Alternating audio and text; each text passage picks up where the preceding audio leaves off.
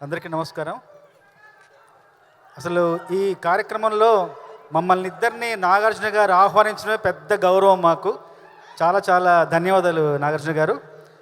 28 సంవత్సరాలుగా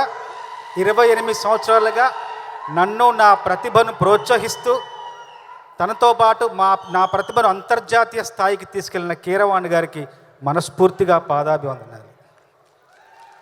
ఎన్నో పాటలు నా చేత రాయించి నన్ను అనుక్షణం ప్రోత్సహిస్తూ నడిపిస్తున్న ఒక అన్నయ్యలాగా కీరవాణి గారు నా జీవితంలో లభించిన నా అదృష్టం.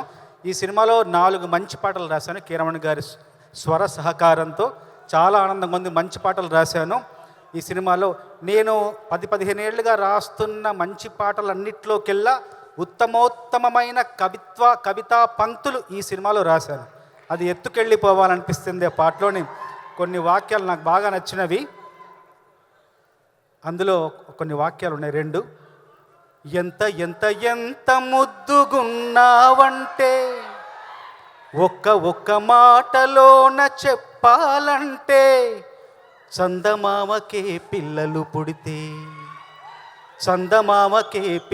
పుడితే నిన్ను చూపించి అన్నం తినిపిస్తాదే. మరి అట్టా ఉంటే ఏం చేస్తాం? ఎత్తుకెళ్ళిపోవాలనిపిస్తుంది పిల్ల, ఎత్తుకెళ్ళిపోవాలనిపిస్తుంది. నా గుండె కోటల రాణివి నువ్వంట, నా 2 కాళ్ళ పల్లకిలోన ఎత్తుకెళ్ళిపోవాలనిపిస్తుంది పిల్ల, ఎత్తుకెళ్ళిపోవాలనిపిస్తుంది. మన ప్రేమకు పూసిన చిన్నారి పొన్నారి పిల్లల్ని నువ్వు సంకనెత్తుకునేదాకా ఎత్తుకెళ్ళిపోవాలనిపిస్తుంది పిల్ల, ఎత్తుకెళ్ళిపోవాలనిపిస్తుంది.